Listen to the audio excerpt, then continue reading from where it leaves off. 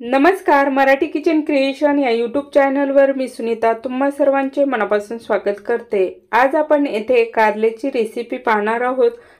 कारलं ही वेगवेगळ्या पद्धतीने केलं जातं, कधी चकल्या केल्या जातात, कधी भरून केलं जातं, तसंच रस्सा कारलंही केलं जातं। परंतु ही रेसिपी थोडीशी वेगळी आहे। तुम्ही अनेक वेळा कारलं खाल्लं असेल, पण या पद्धतीने केलेलं कारलं अजिबात कडू होत नाही, शिवाय अतिशय झटपट असं तयार होतं। त्यासाठी येथे 2 कारली घेतलेले आहेत। कारली आपल्याला सर्वप्रथम उभ्या फोडी करून छान असं चिरून घ्यायचं आहे। कारल्याच्या आतमध्ये कीड वगैरे आहे का ते पाहून घ्यायचं। तर आता येथे सर्वप्रथम आपण कारलं आडवं छान असं चिरून घेतलं, 3 फोडी करून घेतल्या। त्यानंतर त्या फोडीला आपल्याला उभी छान अशी आतपर्यंत एक चीर मारून घ्यायचं। जर बी येथे कडक असेल किंवा निबर झालेलं असेल तर ते काढून घ्यायचं, जर नसेल तर आपण तसं ठेवू शकतो। तर येथे मी बी काढणार नाही, तसंच आपण बी ठेवणार आहे। आता दुसरं कारलं सुद्धा याच पद्धतीने कट करून घेतलं। 1 चमचाभर आपल्याला येथे मीठ घ्यायचं आहे आणि सर्व कारल्याच्या फोडीमध्ये आपल्याला येथे मीठ भरून घ्यायचं आहे। तर कारलं आपण ऑलरेडी चिरण्या अगोदर धुवून घेतलेलं आहे, म्हणून येथे कारलं अजिबात धुवायची गरज नाही। तर चिरण्याच्या अगोदरच धुवून पुसून घ्या। तर यामध्ये आपल्याला सर्व मीठ भरून घ्यायचं। त्यानंतर गॅसवर एक कढई ठेवायची, त्यामध्ये 1 तांब्याभर पाणी घालायचं। पाणी छान असं गरम झाल्यानंतर हे कारलं आपल्याला छान असं उकडून घ्यायचं आहे। तर आता तयार करून घेतलेल्या सर्व फोडी आपण पाण्यामध्ये घालून घेतल्या। त्यानंतर त्यावर उरलेलं मीठ घालून घ्यायचं आणि झाकण ठेवून आपल्याला 5 ते 7 मिनिट हे छान असं उकडून घ्यायचं। 5 ते 7 मिनिटांनंतर छान असा कारल्याचा वास येतो। थोडंसं थंड झाल्यानंतर हाताने चेक करून पाहायचं की कारलं कसं शिजलं आहे। आता इथे कारलं छान असं शिजून थंड झालेलं आहे। तर आपल्याला कारलं या पद्धतीने पिळून घ्यायचं आहे। प्रत्येक फोडीमधलं जे आतमधलं पाणी आहे ते काढून घ्यायचं आणि कारलं आपल्याला दुसऱ्या ताटामध्ये येथे ठेवून द्यायचं आहे। तर येथे सर्व फोडी याच पद्धतीने पिळून घेतल्या। त्यानंतर कारलं आपलं छान असं शिजून झाल्यानंतर वाटणामध्ये आपण 1 वाटी येथे शेंगदाणे छान असे लालसर होईपर्यंत आणि खमंग असा वास येईपर्यंत हे भाजून घ्यायचे आहे।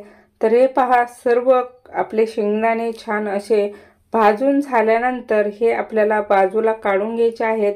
अजिबात करपू वगैरे द्यायचे नाही। तर येथे आपण शेंगदाणे छान असे भाजून घेतल्यानंतर बाजूला काढून घ्यायचे। त्यानंतर आपल्याला धने यामध्ये अर्ध्या वाटीच्या प्रमाणात घालायचे आहे। धन्यामुळे भरले कारलं किंवा भरलं वांग अतिशय सुंदर असं लागतं। तर येथे आपल्याला अख्खे धने घालायचे आहेत, त्यामुळे त्याचा सुंदर असा सुगंध किंवा वास आपल्या भाजीमध्ये उतरतो। तर येथे आपले धने सुद्धा भाजून झाल्यानंतर यामध्ये 8 ते 10 लसूण पाकळ्या घालायच्या। सर्व वाटण छान असं तयार करून थंड झाल्यानंतर एक मध्यम आकाराचं मिक्सरचं भांडं घेऊन त्यामध्ये हे सर्व वाटण घालायचं आणि याची सर्व बारीक पावडर तयार करून घ्यायची। आता गॅसवर एक तवा ठेवून त्यामध्ये 3 पळ्या तेल घातलं, अर्धा चमचा येथे मोहरी घातली। मोहरी छान अशी तडतडल्यानंतर अर्धा चमचा जिरे घालायचे। जिरी मोहरीची फोडणी तयार झाल्यानंतर अर्धा चमचा येथे आपण हळद पावडर घालून घेतली। त्यानंतर तयार करून घेतलेला मसाला यामध्ये घालून घ्यायचा। बंद गॅसवर आपल्याला सर्व फोडणी तयार करून घ्यायची आणि त्यानंतर शिजून घेतलेलं कारलं आपल्याला तव्यावर घालून घ्यायचं आणि सर्व मसाल्यामध्ये हे कारलं छान असं मिक्स करून घ्यायचं आहे। यामुळे ह्या कारल्याची चव अतिशय सुंदर अशी लागते। आपण येथे कारलं भरून करणार नाही, तर अगदी फोडीचं साध्या सोप्या पद्धतीने तयार केलं जाणारी कारलं रेसिपी येथे करणार आहोत। आता या पद्धतीने यामध्ये मसाला मिक्स झाल्यानंतर यामध्ये आपल्याला इतर मसाले मिक्स करायचे आहेत। तुम्ही यामध्ये मिरची पावडर, गरम मसाला किंवा इतर कोणताही मसाला जो तुम्हाला आवडतो तो घालू शकता। परंतु येथे मी 1 चमचाच्या प्रमाणात कांदा लसूण मसाला घालून घेणार आहे। कांदा लसूण मसाल्यामध्ये सुद्धा कारलं अतिशय सुंदर असं लागतं। त्यानंतर चवीप्रमाणे मीठ घालायचं।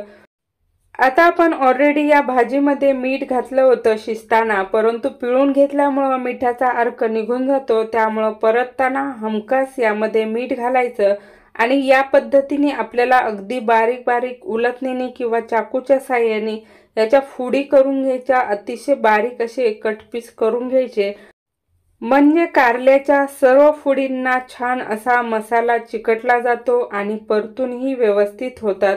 तर हे पहा, या पद्धतीने आपल्याला सर्व फोडी येथे बारीक अशा करून घ्यायच्या, मोकळ्या करून घ्यायच्या आणि सर्व मसाल्यामध्ये छान असं मिक्स करून घ्यायच्या। तर या पद्धतीने सर्व फोडींना आपला येथे मसाला लागला गेला आहे। हे कारलं अतिशय रुचकर, चविष्ट, पौष्टिक आणि आरोग्यासाठी हमखास हितकारक अशी रेसिपी आहे।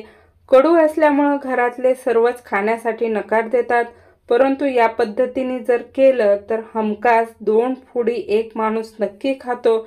तर रेसिपी अगदी साधी सोपी अशी आहे, नक्की करून पहा।